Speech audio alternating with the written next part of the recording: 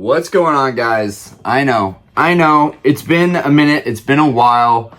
We've been very preoccupied. I've had a lot of personal stuff going on in my life lately, and that's kept me, quite frankly, from making videos. And it's been a lot of stuff. But let's go ahead and jump straight into it, and then I'll talk about some of the other stuff that's going on in my life, some stuff that I've had to deal with. I'm also going to talk about PSA. I'll probably make a separate video about PSA, because I've got some beef with PSA. But basically, guys, big news. Okay, someone has figured out how to scan Pokemon packs. Yes, you heard me. They have figured out how to scan Pokemon packs. OKJ Love made a video about this. Then Rattle subsequently made a video about it. He might have even made a video before OKJ Love, but I saw both their videos up on it. I'll try and put a little thumbnail picture right here, a little picture of the video itself, of the scan, of one of the scans. But basically, some kid and another individual got together, worked on a CT scanner, and figured out how to rotate packs of Pokemon cards and basically scan every single individual card in the Pokemon pack and look at thermal images that would allow them to see what the holo was, or at least a rough outline of the holo, which, if you're in the community, if you are at all kind of an expert on cards and holographics and kind of knowing how to pick them out.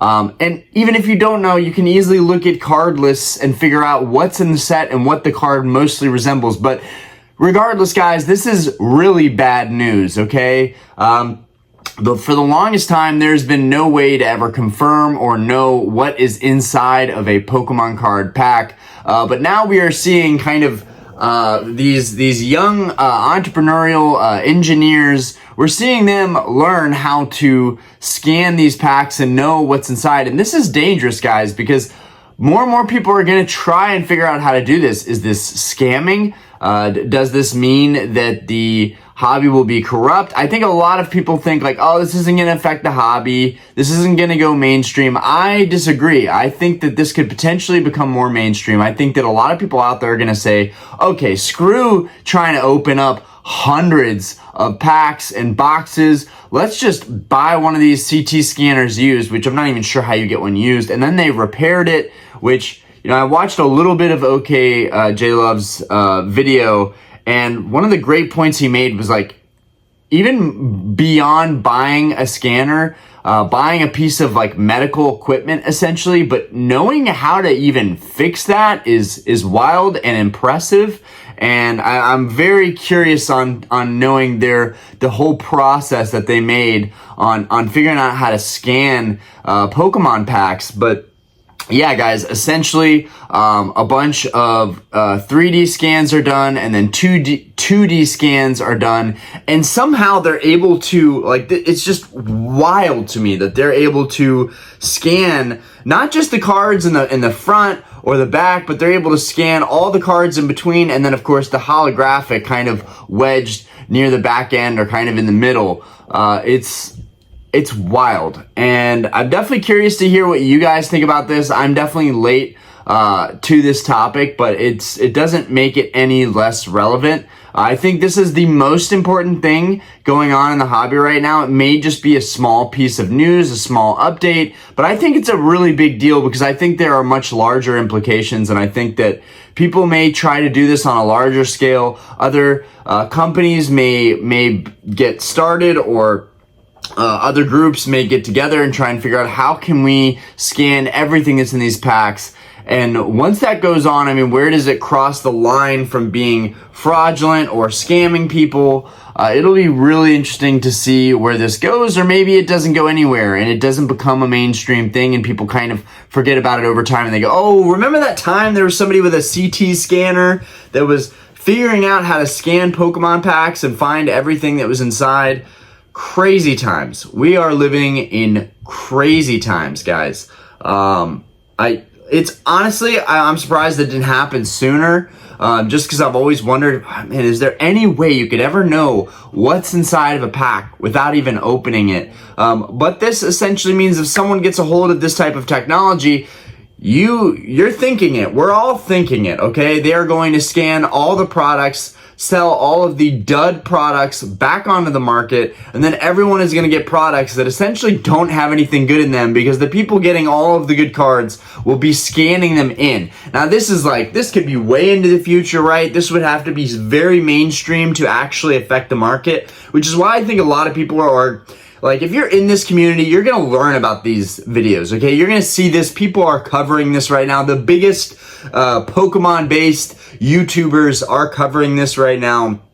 And I do think it's the most important thing going on right now because it is a threat to the entire hobby and everything that goes into it in terms of, having the luck of the pulls and the luck of the draw and the fun and the gambling aspect of it all. It takes all of that out of the equation, and then it allows us to see exactly what's in those packs. Do you know how much I would have liked to be able to scan my base set unlimited packs when I opened them at 5,000 subscribers? Do you know how much I would have liked to have scanned those packs to be able to see what was inside and see that, okay, this first one is going to be a Ninetales. This next one is going to be a Chansey. I probably would not have opened those packs if I knew that there was a Ninetales and a Chansey in them. I just wouldn't, because what I'm going for is honestly either Venusaur, Blastoise, and Charizard. And not even so much Venusaur and Blastoise. Mainly, honestly, just Charizard. That's the only thing I would have been okay to pull from a base set unlimited pack. So would this have been an incredible technology to be able to use in the past for people that cannot afford to open something and lose that kind of value on it? Absolutely. Like, this could be a game changer, but there are so many negative implications. And I bet you anything, if Pokemon gets word of this, gets wind of this, and it gets, information gets sent down the line to Pokemon and people are adamant about Pokemon, you need to do something about this. We can't change the past. Pokemon can't change the fact that so much product is out there and will be scannable, okay? It will be able to put through a CT scanner, whatever system, whatever software they have, and they'll be able to see what's inside. But Pokemon can make an effort to change that now.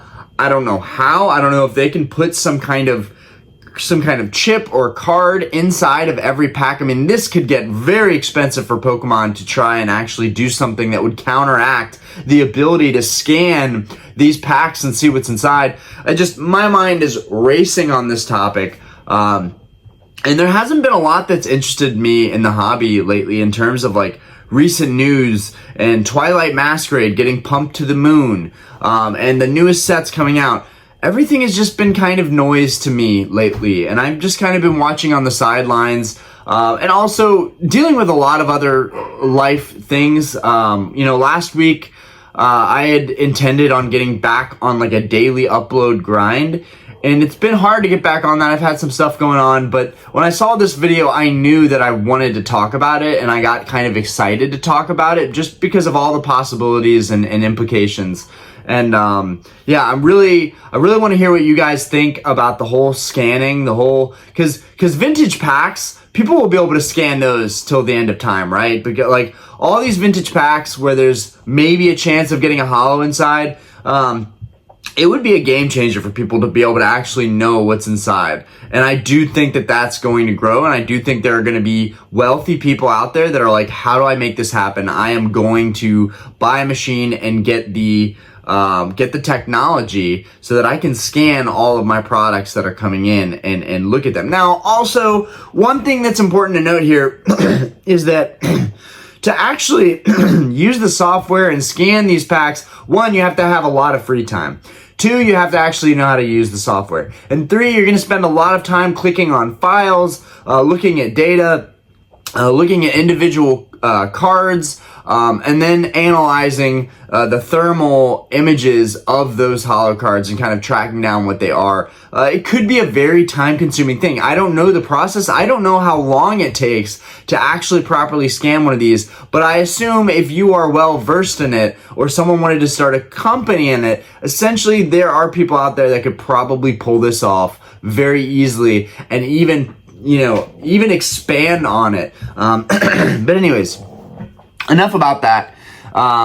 It's amazing. It's shocking, and it's a little bit frightening. It's a little bit scary. All the sealed product that people are hoarding, will it not matter in the future if people are scanning said product? It will change everything about sealed investing if it gets widely adopted enough. And that's scary for everybody.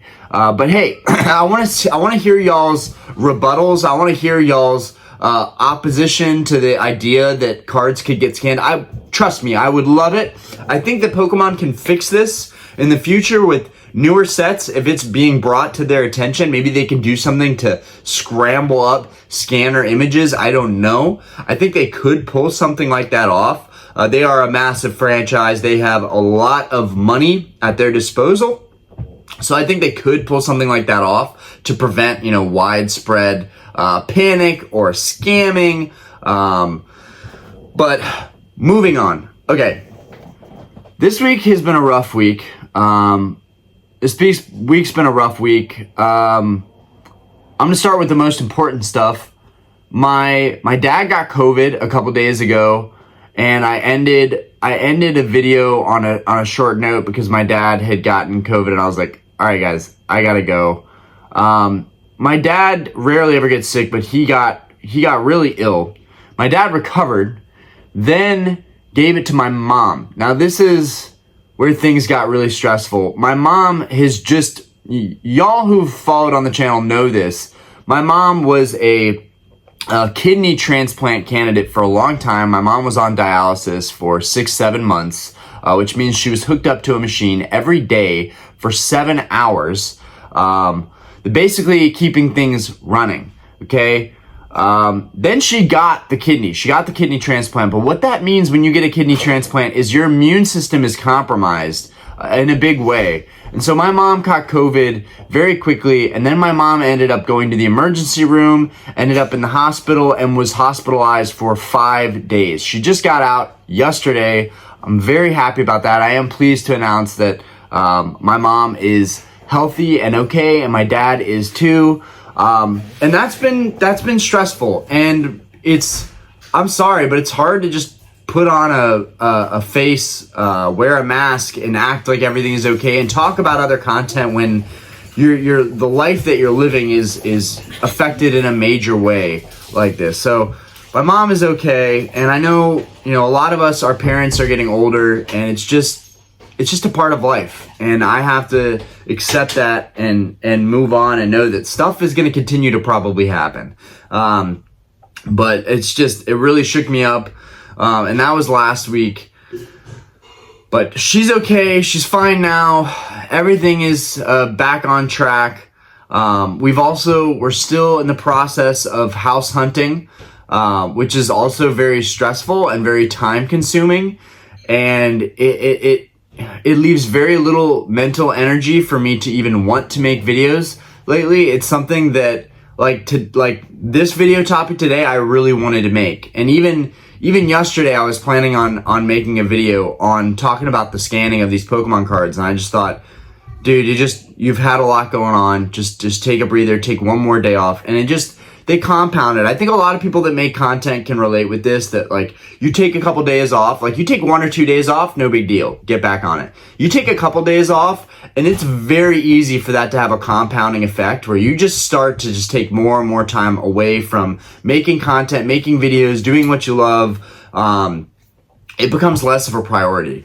And so I want to get back on track with that, but it's reasonable. I've had a lot of stuff going on, and I would rather be transparent and honest about that than just say I don't enjoy making videos as much as I used to, because I do, and it's an escape for me. It's a lot of fun. I enjoy doing it. Right now, I really enjoy the live streams. Thank you guys for coming out to the last live stream. It was a lot of fun.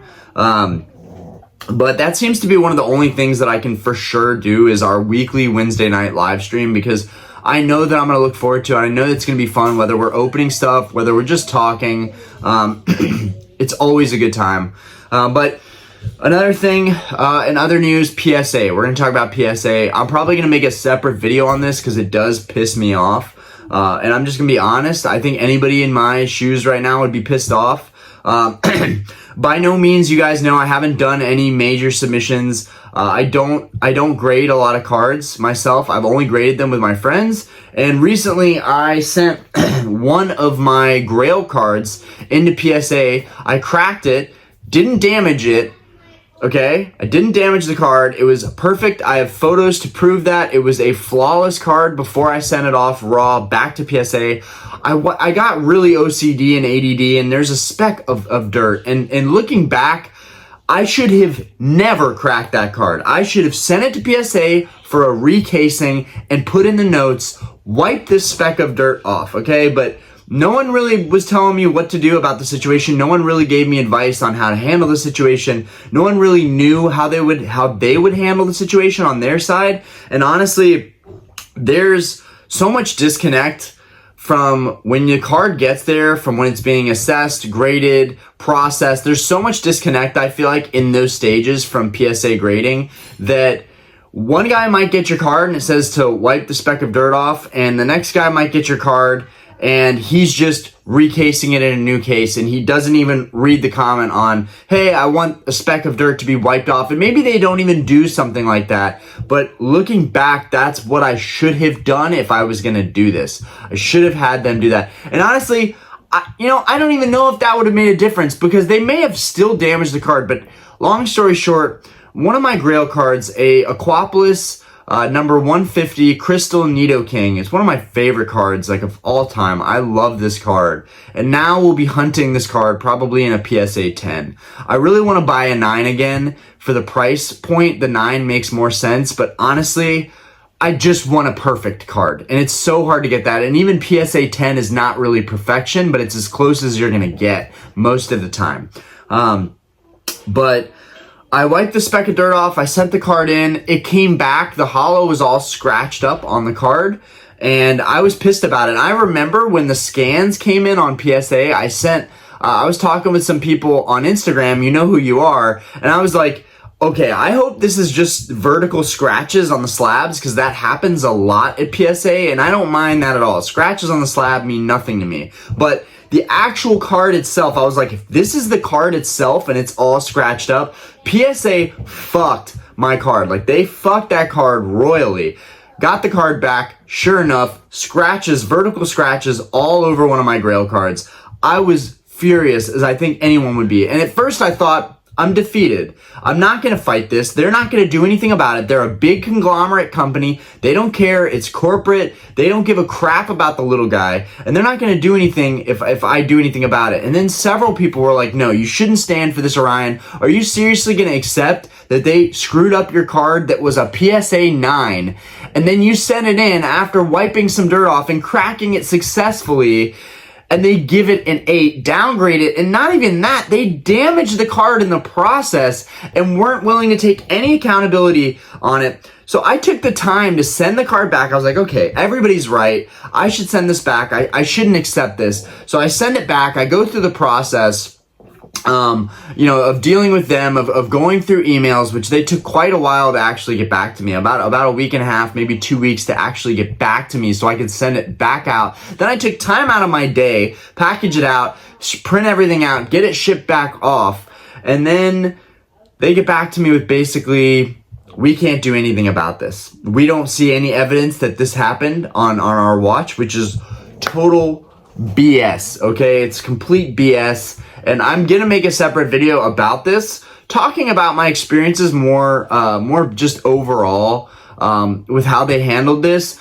but as a caution to everybody else in the future grading with PSA. Now, this isn't me saying that I will never grade with PSA, because I like the slabs, I like the uniformity of my collection all being PSA, but I am seriously pissed about how they handled this, and I feel like I was just treated like crap. They could have easily thrown me a bone. They could have easily been like, okay, well, we're going to give you a $100 voucher. We're going to give you a $200 voucher. We're going to give you a refund on the grading fee. We do think it's possible this card was damaged in grading, and we're also going to send a $100 voucher. But that is the absolute best that we can do at this time when situations like this happen.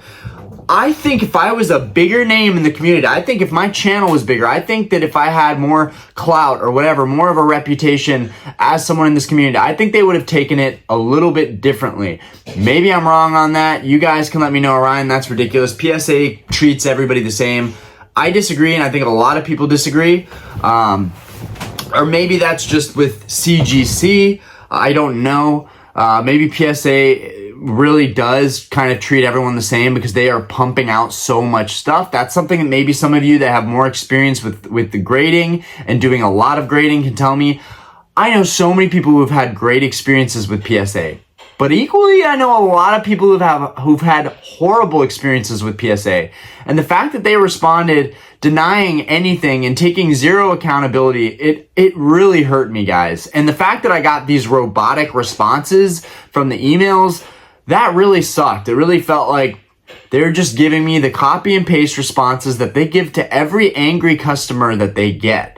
And what makes it even worse is the incompetence in the whole thing. When they were sending me emails back, they were like, yeah, so our expert confirms that this was in fact a PSA 7. And I'm like, okay, I know that this is just a typo in their email. I know it's just a typo in their email because they sent me back a PSA 8 card, okay? So I know that this is a typo, but it highlights the incompetence of this company. They're dealing with so much stuff that even when they're copy and pasting, they still mess stuff up in the email, like saying it was a PSA 7. And I'm just like, this is what people talk about when they're talking about the incompetence of PSA and what goes on over there, and the fact that people get screwed over all the time. And this is why there are people that have talked about, Rattle is a great example. He's talked about the lack of necessity for grading, okay? The fact that a lot of the times you're just better off bindering cards and keeping them raw. Now, you guys know that I care about the market value of my collection, and that's why I choose PSA, okay? I want to be safe. You know, I have to make sure if I ever need to sell or get money back out of my collection that it's graded and has a market price. And that is why my cards are graded. That and to protect them over the long term. But the fact of the matter is that you don't really need to grade your cards, okay? Cards raw are beautiful just as they are, but grading does add a level of protection and adds market value. But grading is really more so a tool for monetizing your collection and getting the best bang for your buck on your cards. But this is just one small example from a small channel, probably, you know, I consider myself a small time collector still. I think there's a lot of other big fish out there, but I still feel like this was an obvious error that PSA made in damaging my card. And the fact that the card is encapsulated and all scratched up, the evidence is right there. My photos in the emails, the holo is flawless. So the fact that it's all scratched up and they're willing to take no accountability, it really rubbed me off wrong. And I'm not going to continuously make videos bashing PSA, okay? I don't have the willpower to do that. But I have now experienced firsthand why PSA maybe has a bad reputation amongst a lot of people. And this is why. It's when they mess up. When you get your grades back and you get your 9s and your 10s and they don't necessarily damage anything, they might not give you the grades you want. Oh, boo-hoo. That's on you. You're taking a gamble when you're grading this stuff. But in this situation where I had the card and it was graded as a 9 and then they gave it an 8, and then I found out that it was damaged, and then I tried to do something about it, which usually, you know, my thought process was like, the squeaky wheel gets the grease. If I make enough fuss about this, they will compensate me in some way. Maybe they'll give me a $200 grading voucher, and I can just use that to continuously putting money in their pockets. But no, instead they said, nope, not our problem. Screw you. Get out of here. You deal with this yourself. They sent me a long, you know, very cookie cutter email. But other than that, it was very clear that they weren't going to do anything about it and that they don't care.